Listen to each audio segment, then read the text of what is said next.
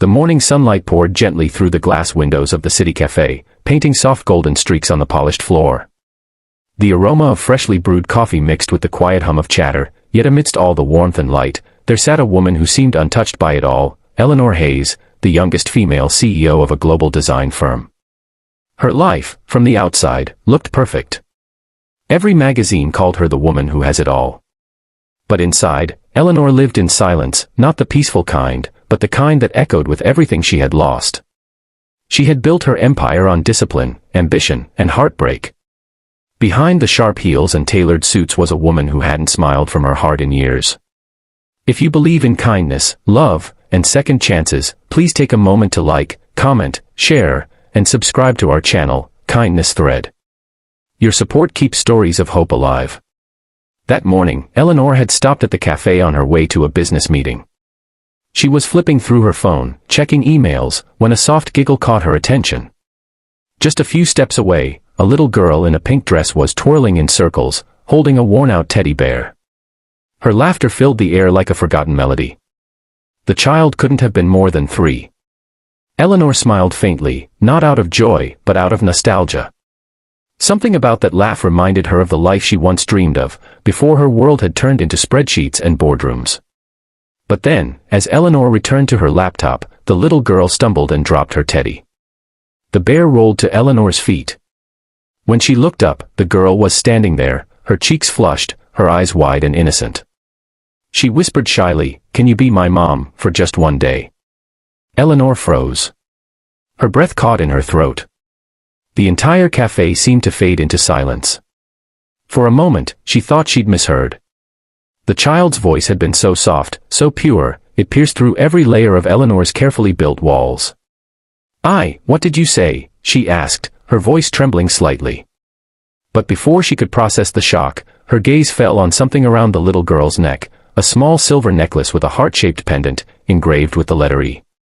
The same necklace Eleanor had lost 6 years ago, the one she had given to her sister, Emily, before they parted ways after a terrible argument. Eleanor's heart began to pound. That necklace couldn't be the same, it was impossible. She leaned closer, tears already gathering in her eyes. The girl smiled, clutching her teddy bear tighter. "My mommy gave me this," she said softly. "But she went to heaven." Those words broke Eleanor completely. She couldn't speak. Her hands trembled as she stared at the necklace, a mirror of her past, a symbol of guilt and loss. Her sister, Emily, had died 3 years ago in a car accident, a tragedy Eleanor had learned about too late, because she had been too busy to answer the calls.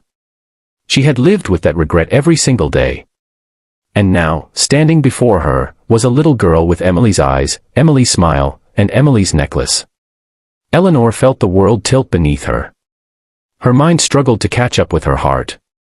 Could this child be her niece? The cafe owner came over, recognizing the little girl.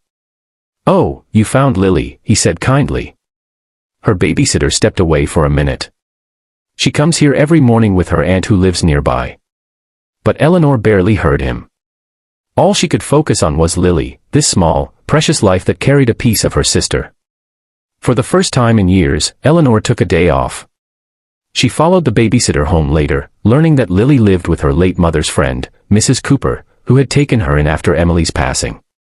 Mrs. Cooper, a gentle elderly woman, told Eleanor how Emily had always spoken about her sister, how she'd hoped they would reconcile one day, and how she never stopped wearing that necklace.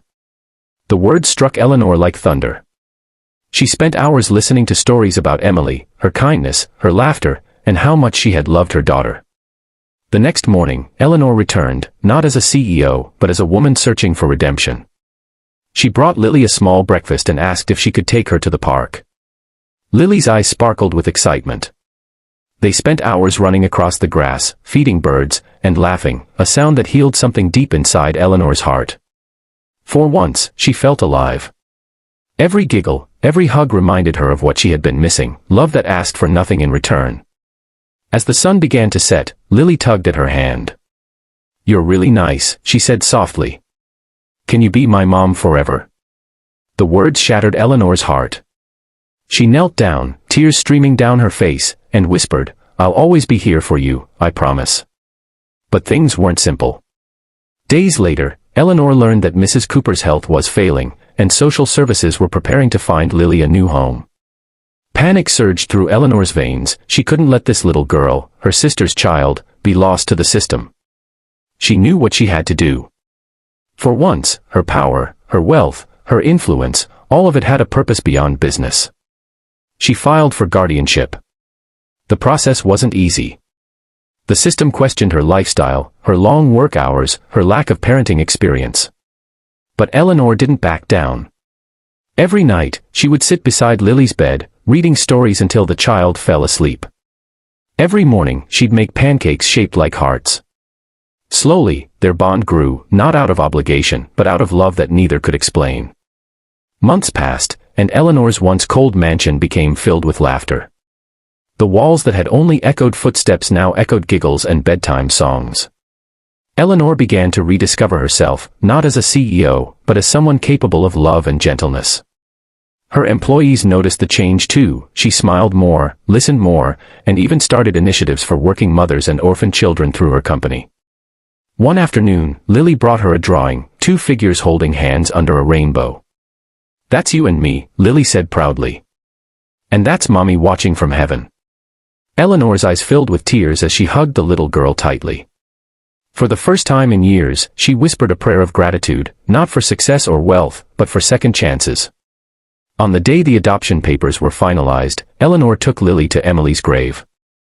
The sun was bright, the air still. She knelt down, placing a bouquet of lilies beside the headstone. "I'm sorry," she whispered, her voice breaking. "I wasn't there when you needed me. But I promise, I'll be everything your daughter needs." Lily stood beside her, holding the same teddy bear, and said softly, "Mommy, I love you." Eleanor couldn't stop the tears that fell. It felt like a circle had finally closed, a wound that had long bled was finally healed. From that day on, the world saw Eleanor differently. But she didn't care about headlines anymore. What mattered was that every morning, a little girl in pink pajamas would run into her arms yelling, "Good morning, Mommy." And every night, before bed, Eleanor would look at that silver necklace and whisper, "Thank you, Emily." If this story touched your heart, please like, share, and subscribe to Kindness Thread. Your support helps spread more stories of love, forgiveness, and hope to the world. And before you go, we have a special request. Comment below what kindness means to you. Your words might inspire someone who needs hope today.